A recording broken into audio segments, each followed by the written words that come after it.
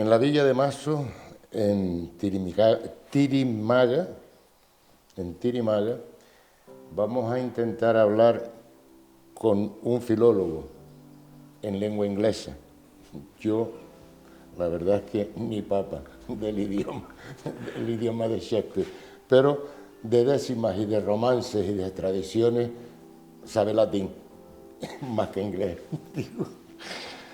Me estoy refiriendo al amigo José Luis Martín Teixeira, que, insisto, de décimas, de romances y de tradiciones canarias sabe de sobra. Amigo, me ha encantado reencontrarte después de tantos años. ¿Cómo estás? Bien, aquí estamos en La Palma. Ya sabes que estuve una gran temporada por Tenerife residiendo y ahora llevo aquí unos cuantos años. Volví a las raíces. Felizmente jubilado. Así es. Los chiquillos de hoy, los chiquillos que van ahora al instituto, dirían, el profe es un tío enrollado. ¿Sí o no? Algunos lo dicen. Hay otros que me recordarán porque tú sabes que nosotros éramos especies de jueces y los que suspendían, pues, aunque era más fácil reconocer que suspendieron ellos pensaban que los suspendíamos nosotros. Sí. José Luis, vamos a hablar de tus inicios en la música. Tengo entendido que hay un señor que le llamaban Domingo Garufa. Domingo Garufa. Garufa, desde luego, corresponde a un tango del mismo nombre. Digo yo que el hombre sería un tanguista de los buenos. Ahí te inicias con las cuerdas, siendo prácticamente un chiquillo, ¿no? Sí, tenía unos 12 años, aprovechando que Miriam Cabrera de Mazo lo trajo a la escuela de artesanía de esta villa y lo trajo para impartir clases de instrumentos de cuerda, guitarras, timples, laúdes, bandurrias, y entonces pues formó un gran grupo de chicos y chicas y entre ellos estaba yo. Efectivamente lo recuerdo como un gran enseñante, un gran docente, y mis primeros pasos en el mundo musical, concretamente en el aprendizaje de la guitarra, fue con don Domingo Garufa, del que guardo un grato recuerdo. Y luego toca dar el salto a Tenerife, estudiar a la Universidad de La Laguna, pero no pierde de vista el tema musical y se incorpora a la agrupación de Icó de los Vinos, Los Chincanairos.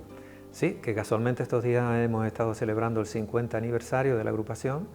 Se hizo en esa ciudad, Icó de los Vinos, un festival, un homenaje al 50 aniversario y bien, allí coincidimos todos los chincanairos, ya hay muchos han fallecido porque son muchos años, entonces tuve oportunidad de estar en los años 78 y 79 frente a grandes glorias del folclore canario, como era su director Pepe Floro y los solistas, pues, Carmelo Socas, ya fallecido, y su hermano Chano Socas, entre otros. Estás hablando de una época de efervescencia importante, una revolución poco más o menos de canariedad, con la aparición de sabandeños, chincanairos, guafiones, sancochos y demás, ¿no? Sí, en esa época recuerdo que se hicieron varias canciones a la lucha canaria, no solamente la de los sabandeños, sino también la de los chincanairos, estaban los sancochos también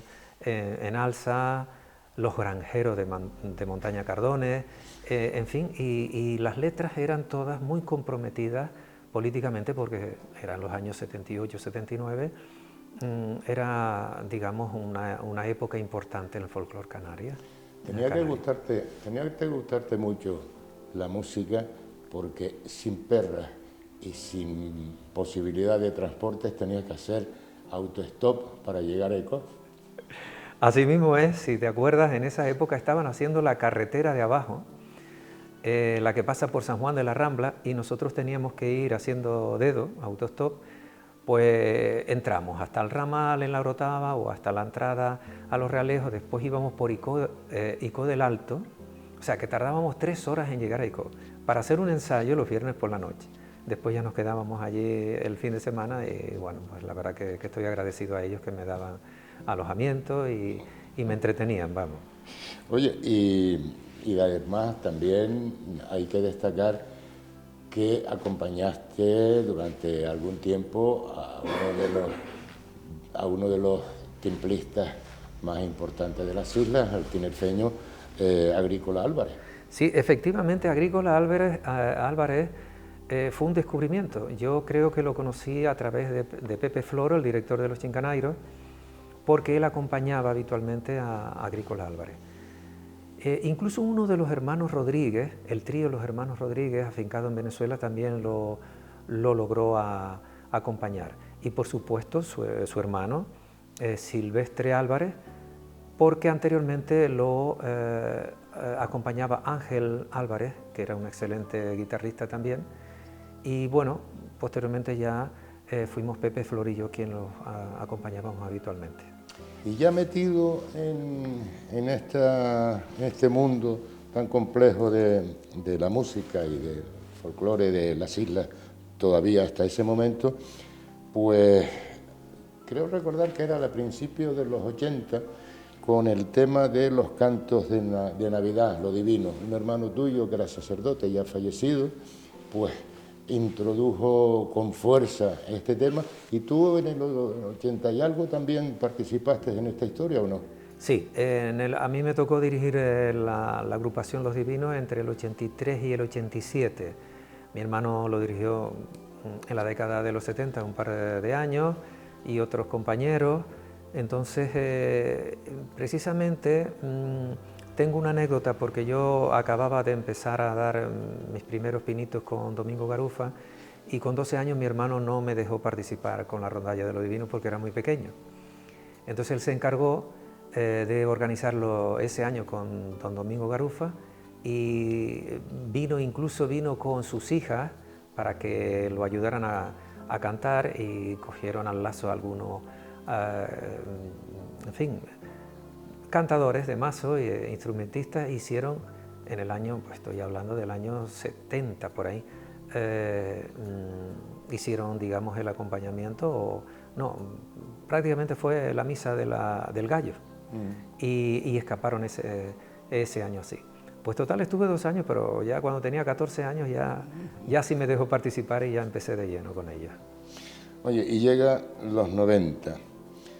Tu interés por la décima se acentúa precisamente por esa herencia que dejara Espinel y digamos de alguna manera el interés lo mamaste en el seno familiar, concretamente con tu abuela, Pancha Rastera. Sí, curiosamente, pues Francisca Martín Bravo, más conocida por Doña Pancha Rastera, era el apodo nuestro. Yo veía a mi abuela que ella siempre pues echaba mano de una servilleta o de un cartón de cigarros, porque fumaba algún cigarrillo, por las noches se despertaba y escribía rebujones, porque por la noche con poca luz, pues entonces ella me decía que eran décimas. Dije, estos son décimas y tal. Yo no le hacía caso cuando era un adolescente, pero a medida que iba pasando el tiempo, fui mostrando más interés en aquellas décimas.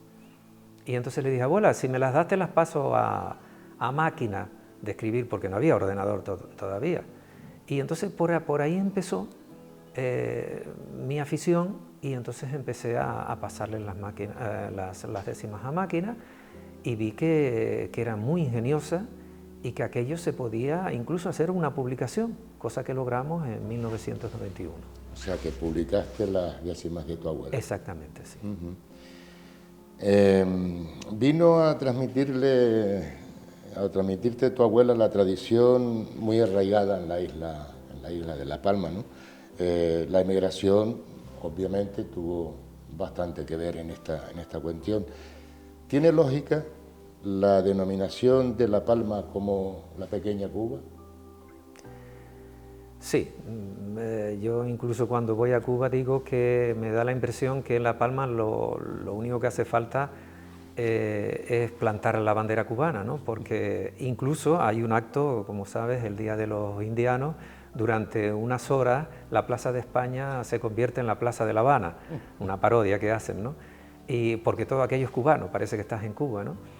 Y efectivamente no solamente la décima y el punto cubano, sino los grupos de música cubana que hay. Aquí se toca el son como si estuviéramos en Cuba, pues hay ñames en los sauces, hay fábricas de ron, tabacos, o sea, en fin, hay mucho arraigo con Cuba, no sé por qué. Le pudo haber tocado a otra isla, quizás es la más occidental hacia el norte, pero sabemos que de Santa Cruz de la Palma, pues Sevilla, Santa Cruz de la Palma, se producía un enlace fuerte con Centroamérica y concretamente con las islas del Caribe.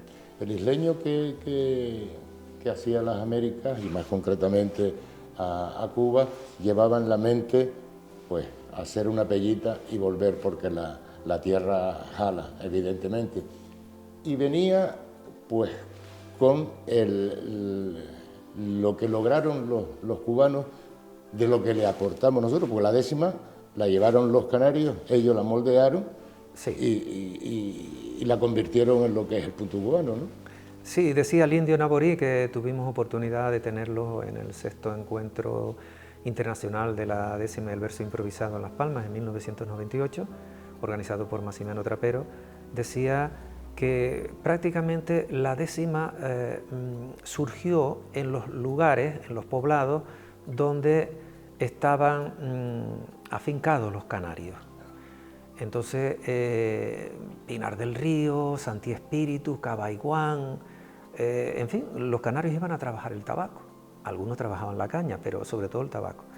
Y pues parece ser que en los descansos ahí se producía esos encuentros donde surgía la décima, al principio recitada, después cantada, al son de un laúd español, pero con origen árabe, y con las claves africanas, pero cubanas.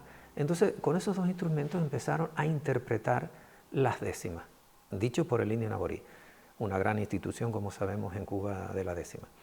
Y entonces, pues, nos llama la atención que efectivamente no eran gallegos como se les conocía ya a todos los peninsulares, sino isleños. Eran los isleños los que interpretaban la décima.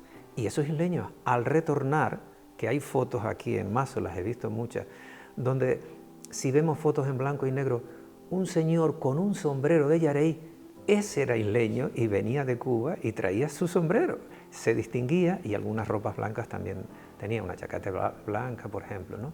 En la indumentaria. Se sabía que ese había venido de Cuba.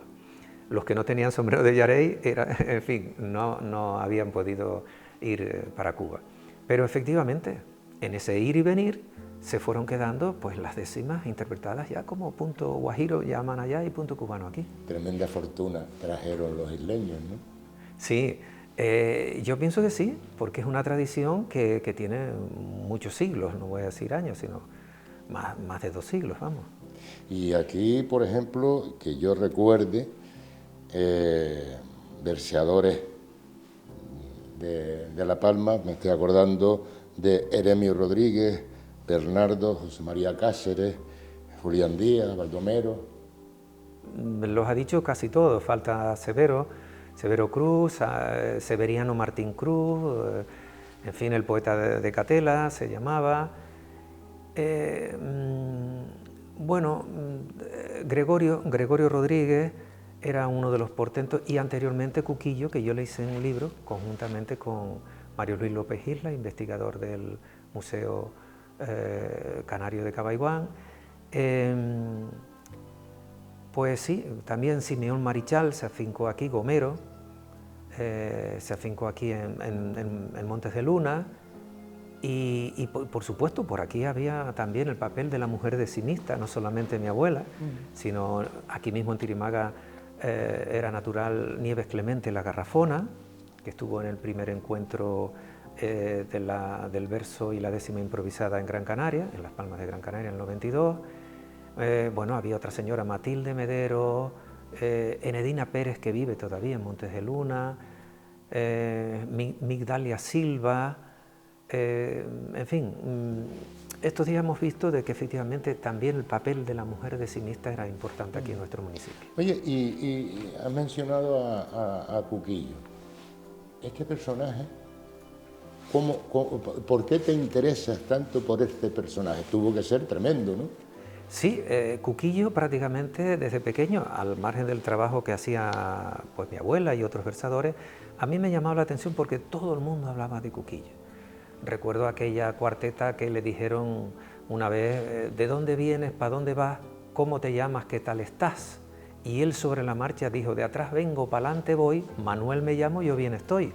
O sea, era un portento, o sea, de la rapidez mental que tenía ese hombre para bueno, pues todos estos cuentos, estas cuartetas, estas décimas, me las decían de pequeñito, yo no le ponía mucho interés y al cabo del tiempo me dije, oye, ese hombre hay que hacerle un reconocimiento, hay que hacerle algo, porque era natural del barrio donde viví casi toda mi vida, Los Callejones, y entonces pues efectivamente a partir de 1992, cuando hice mi primer viaje a Cuba con una expedición que íbamos buscando a poetas, cubanos y descendientes de isleños, pues me encontré con Mario Luis López Isla en Cabaiguán y decidimos hacer una publicación conjunta. Has hablado de los viajes a Cuba. Viajas a Cuba, contactas, localizas y traes a Canarias versadores cubanos a fajarse con versadores isleños, ¿no? Sí, además sabemos que el punto cubano, una de las cosas llamativas es la controversia, ¿no? O el pique. Entonces, claro, el pique poético en el escenario. Ojo, que después de abajo todo el mundo se daba un abrazo. Pero a mí me dio la sensación, sobre todo con el grupo de Eremio, Eremio era muy, en fin, le gustaba mucho la controversia y el pique, ¿no? Además él la pedía siempre.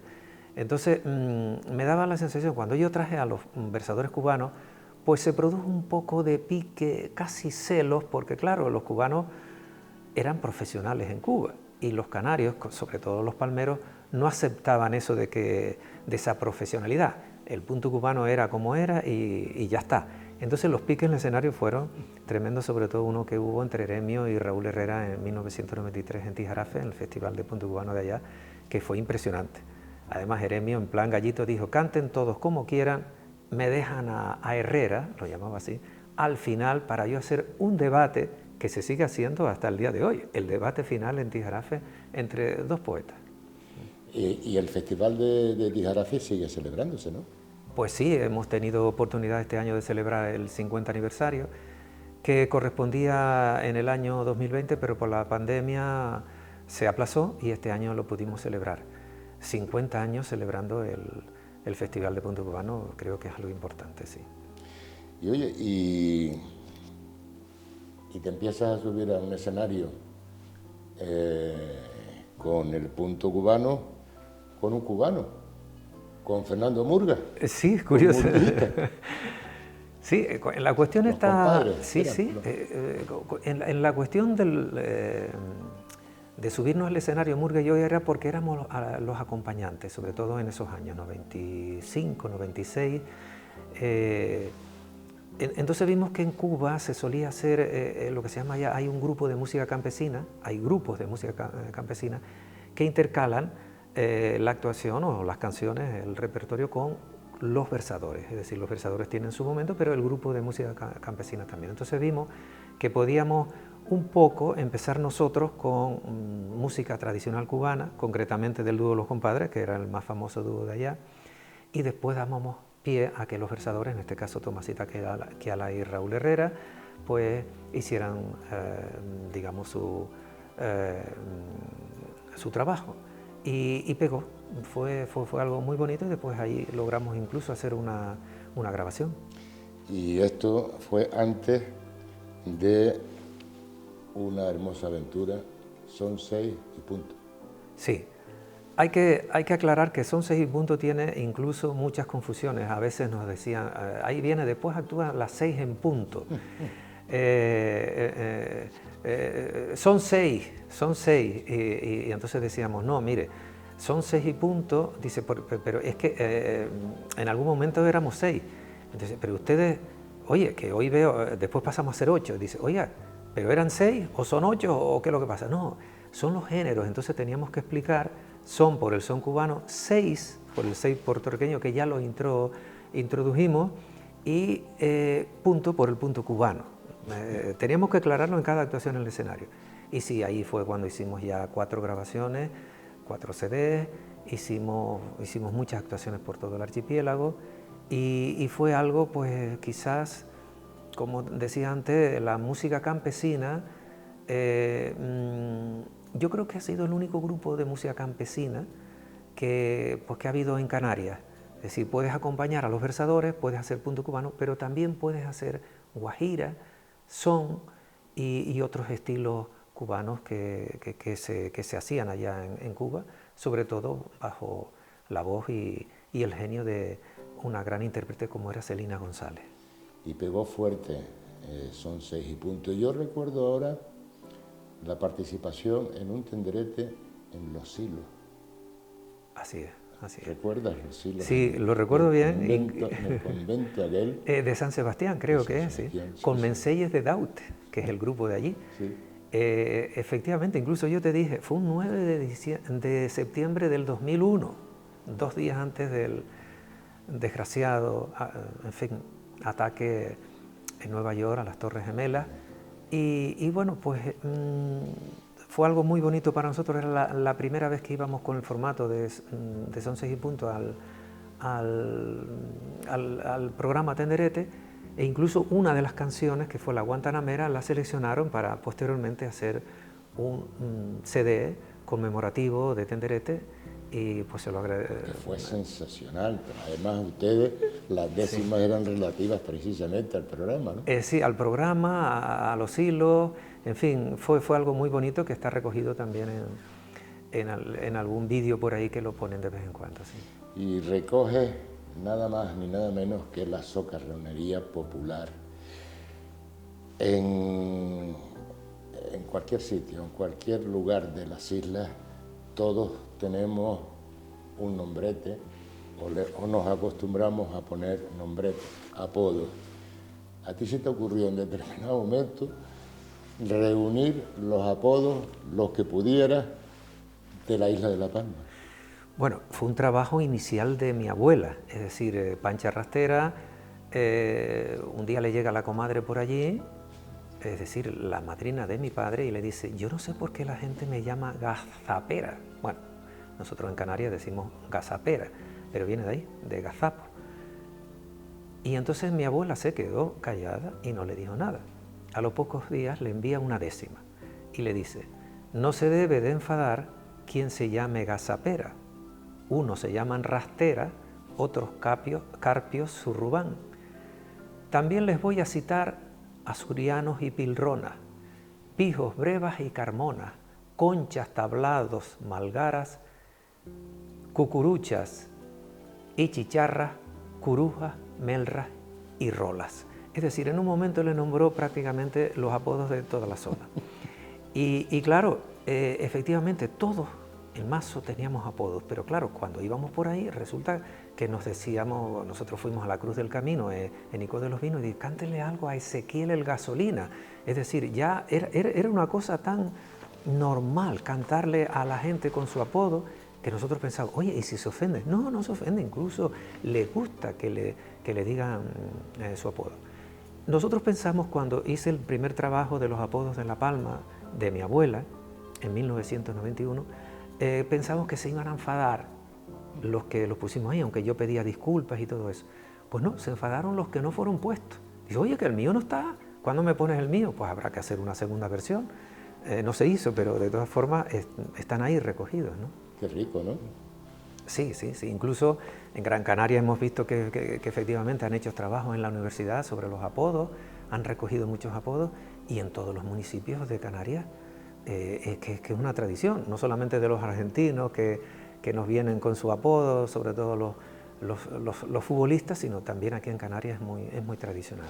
Oye, José Luis, te metiste de lleno en recuperar la tradición del punto cubano, de la décima improvisada en Canarias, lo lograste, y al cabo de los años, en el año 2000, pues aparece un individuo llamado Geray Rodríguez y un chiquito de aquí de la isla de La Palma, que mandaban las peras a la plaza, ¿no? Sí, primero salió Yapsi Vienes aquí en el 97 y Geray salió a principios del 99.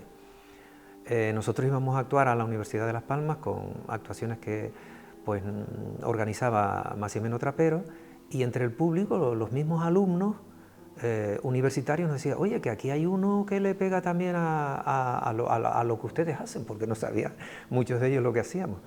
Dice, ¿y quién es? No, un tal Geray. Bueno, pues nada, pues íbamos a hablar con él. Ah, ¿qué tal? Encantado. Mira, ¿te gusta esto de la décima? Sí, sí, me gusta y tal. Pero eso fue en 96, 97, 98, y después Geray aparece en el 99, que fue cuando le da el espaldarazo final a la décima aquí en Canarias, bajo mi punto de vista. Y ya fue un crecer, o sea, cuando Geray aparece y nosotros, digamos, él fue a actuar muchas veces con nosotros con Son 6 y punto.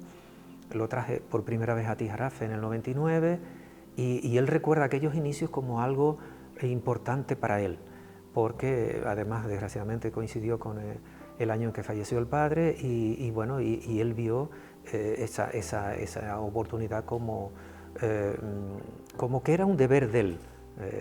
E incluso nos decía que en Artenara sus familiares también, en fin, pues los escuchaba diciendo versos y sobre todo cuartetas, pero también algún que otro punto cubano.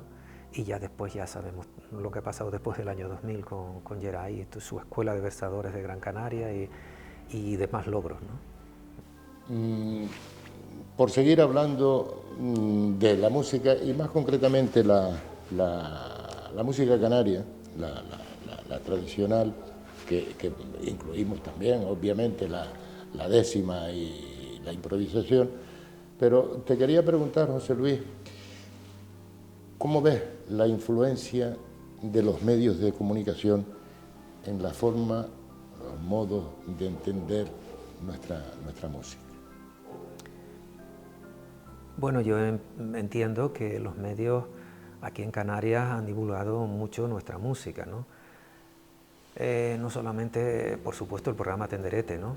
Y otros programas después que han salido posteriormente, ¿no? El hecho de que nuestro nanino Díaz Cutilla haya llevado en los años 70 a una Valentina de Sabinosa, los grandes cantadores conejeros. Bueno, recuerdo que incluso hicieron una edición en VHS, que yo la tengo, de esos momentos, de esa televisión en blanco y negro, pues para todos los canarios es algo importante. Hasta Cafrune, me acuerdo de verlo actuar ahí en esos tenderetes primero. Posteriormente se logró renovar ese programa y bueno, y a lo largo no solamente de tenderetes, sino susurros, en fin, me acuerdo ahora de Canarias Viva, programas que... Pueblo Canta. El Pueblo Canta, sí, sí. Yo recuerdo participar en alguno de ellos aquí con la agrupación de mi pueblo, de Villa de Mazo, ¿no? Y después el ver, el asomarse a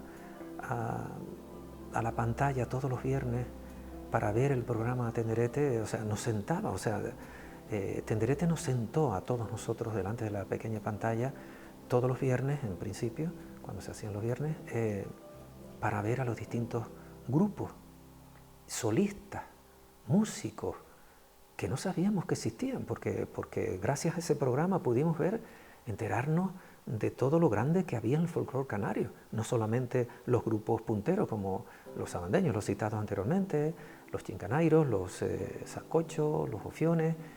Había más gente, había más especialistas y eso fue, nosotros seguíamos, los copiábamos a ellos y seguíamos lo que ellos habían a su vez recibido de sus ancestros. Entonces ha sido algo pues muy importante. Yo pienso que sin los medios de comunicación esto estaría casi perdido.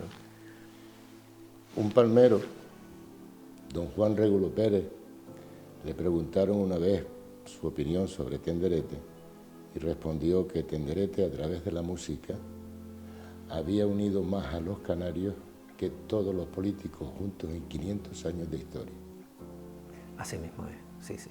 Yo lo recuerdo porque cuando estudié en la universidad esto todavía estaba en activo, era en esperanto, era algo prodigioso, y sobre todo sus clases, lo recuerdo porque incluso vino a darme la charla en la prueba de selectividad para ir a la universidad. Fue Juan Régulo Pérez quien vino y dio una charla importante, y nosotros después teníamos que hacer un resumen sobre lo que él hizo, contestar algunas preguntas. Y efectivamente unió las Canarias, unió a los canarios. Daba lo mismo escuchar a una Isa Conejera que una Isa Palmera. Cada uno ponía su estilo y su arte.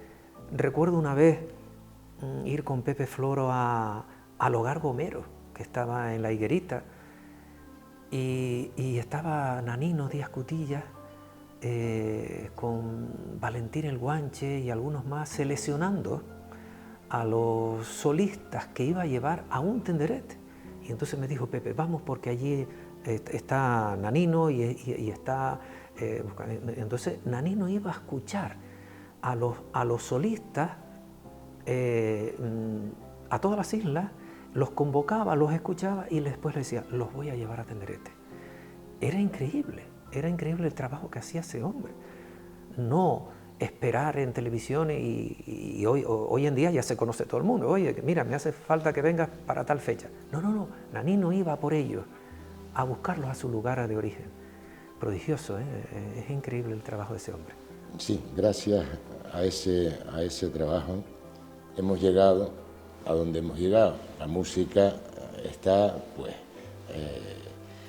en lo más alto, ¿no?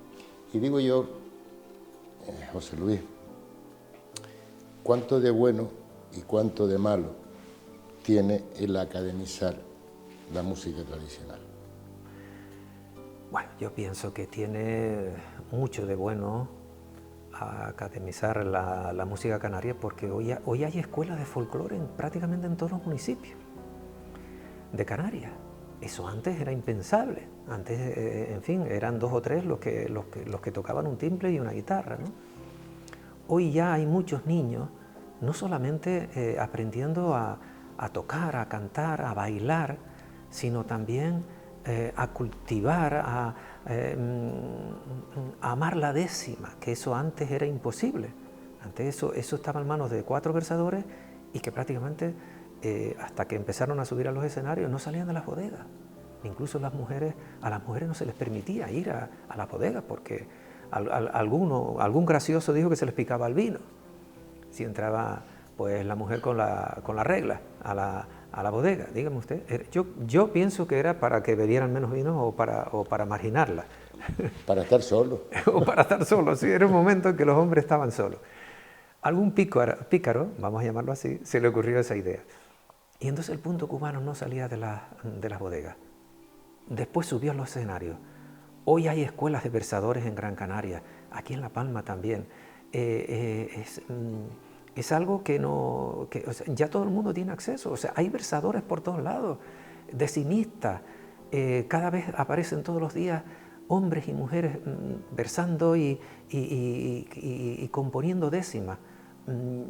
Pues yo pienso que ha sido importante llevar eso a una academia. En fin, a lo mejor hay gente que piensa, los más conservadores, que no se debió dar ese paso, pero yo pienso que sí, que ha sido muy importante. José Luis, concluimos. El futuro de la música en Canarias está garantizado. Sí, totalmente. Y sinceramente, por mi parte, ese granito de arena que yo puse en la década de los 90, con mi trabajo, con mi esfuerzo, con mis viajes a Cuba, que hice 13 viajes a Cuba, todos en verano, aprovechando mi descanso, que me lo permitía la enseñanza, pues yo iba a Cuba y me fajaba allí con la empresa artística para que determinados poetas pudieran venir, no los que ellos me decían. En fin, cuando vi que iban 1500 personas a una plaza, cuando antes iban a lo mejor 100 personas a ver una actuación de punto cubano, pues ese granito de arena veo que ya tiene sus frutos, que ya hay niños versadores, que hay niños que se suben a un escenario con ese desparpajo y talento y hacen sus décimas. Yo pienso que ahí está el futuro, esos niños que están hoy subiéndose a escenarios y haciendo sus décimas y cantando, cuando sean abuelos, pues dentro de X tiempo, pues también ellos impartirán las clases y las nociones que han adquirido ellos para que siga el relevo. José Luis Martín Teixeira, gracias y repito, feliz el reencuentro después de tanto tiempo. Gracias a todos ustedes, muchas gracias.